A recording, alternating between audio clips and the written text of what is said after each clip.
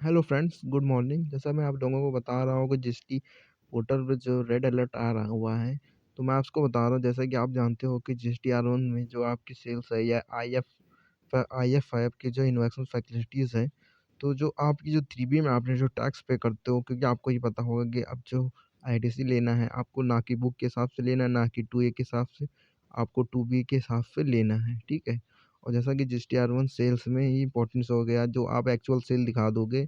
जैसे कि मैं आपको एक्चुअल बताता हूँ, जैसे आपने 5 लाख, सॉरी मैं मानता हूँ 50,000 की सेल आपने 5 लाख रुपए की दिखा दी, तो आपको उतने में ही टैक्स पे करना पड़ेगा। आप उसे एडिट नहीं कर सकते हो बाद में, ना कि अमेंडमेंट कर सकते हो।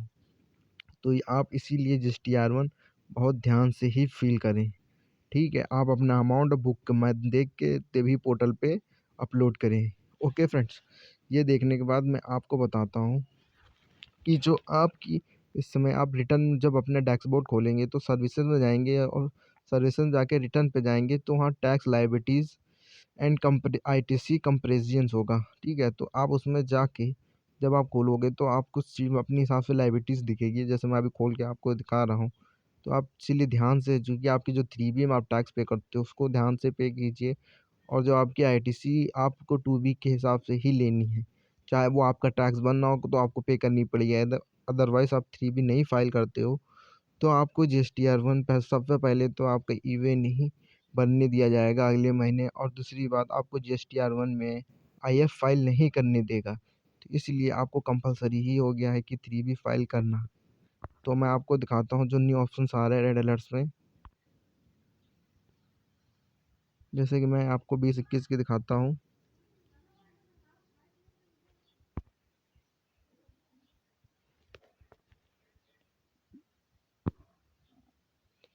जैसे ये मेरी देखिए, जैसे मेरी ये लायबिलिटीज़ दिख रही है, क्योंकि अप्रैल महीने में लॉकडाउन हुआ था 20-21 में, तो इसलिए दिख नहीं रही है। मई में ये देखिए 30,807, ये मेरी जो है 2B के हिसाब से है, जो मैंने 3B में क्लेम की है, वो मेरी ये है। देखिए जैसे कि मेरी ज़्यादा क्लेम की गई है, 3862, 3877 जैसे ये है, तो ये मेरी क्लेम ज़्यादा की गई है। तो जिस हिसाब से मैं 2B हिसाब से आएगा मेरा 100, इसमें देखिए 100%, 101% ये आपकी परसेंटेज आईटीसी दिखाएगी, जो लायबिलिटीज़ बन रही है, ये जो आईटीसी है, ठीक है? तो ये आप ये देख के जैसे टीडीआरसी थ्रू जिससे पेमेंट की जाएगी, वो आपकी इसमें दिखेगी, जो आपकी लायबिलिटीज़ बनी वो। और सबसे पहले मेन कंपल्सरी है ये आपकी ये देखनी tax liabilities and ITC summaries.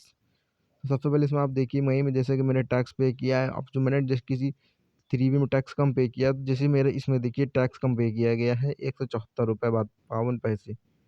तो ये मेरा टैक्स क्या कम पे किया गया, और मेरे नीचे में शायद मेरा साली मेरे एक ही में टैक्स कम पे किया गया हुआ है, तो इसीलिए मेरी लायबिलिटीज़ बन रही है।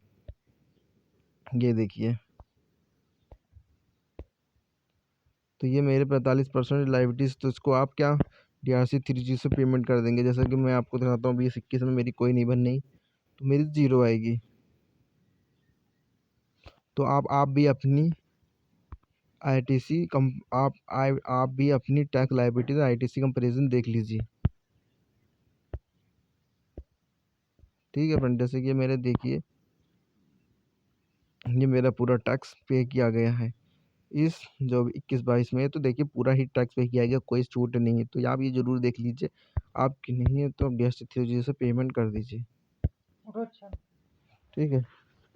हटो यार, फिर कुछ कहो, ठीक है?